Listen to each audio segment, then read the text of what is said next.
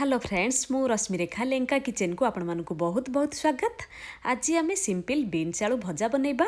Beans आलू भजा को आपण माने साइड डिश हिसाब से पखाल भात, प्लेन राइस, रुटी किंबा परोटा सहित मध्य खाई परिबे।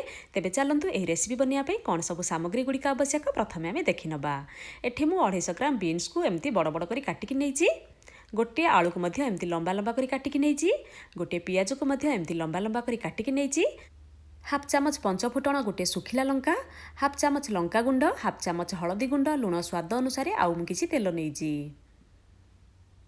प्रथम आम गोटे प्यान रे 2 ରୁ 3 चामच तेल को देकी गरम करनबा।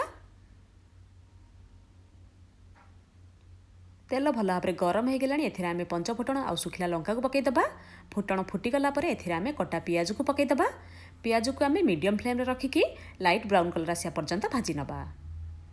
देखते ये आमर पियाज टिके भाजी होकर यार कलर चेंज होकर लाइट ब्राउन कलर आसीगलानी। तापर एथिरे आमे काटिक रखिथिबा बीन्स को पकईदबा। काटिक रखिथिबा आलू को मध्य पकईदबा। तापर एथिरे आमे स्वाद अनुसार लुण पकईदबा। हाफ चामच लंका गुंड पकईबा।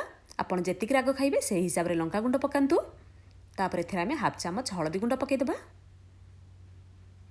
एही सब जिंस को आमे भल भाव में मिक्स करनबा।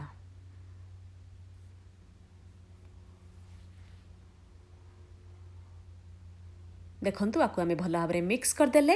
तापरे आकु आमे कभर करिकी लो मीडियम फ्लेम रे रखिकी आलू आउ बीन्स को सिझिया पर्यंत कुक करबा। 7-8 मिनिट हो गलानी। एबे आमे कभर को बाहर करदबा। भजा को टिके भल भाव में गोळई नबा।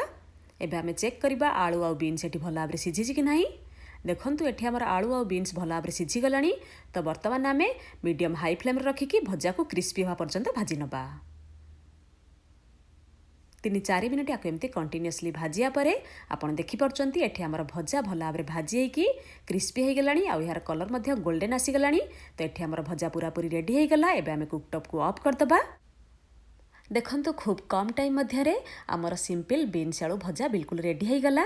जदि आपण मानको मोर आजिर रेसिपीटी भल लागिबो ताहाले मो वीडियोटी को लाइक करिवे, आपनकर फ्रेंड्स मानक सहित ए वीडियोटी को शेयर मध्य करिवे, आ मो चैनल को सब्सक्राइब करिया को जमा भी भूलिबेनी। Thank you.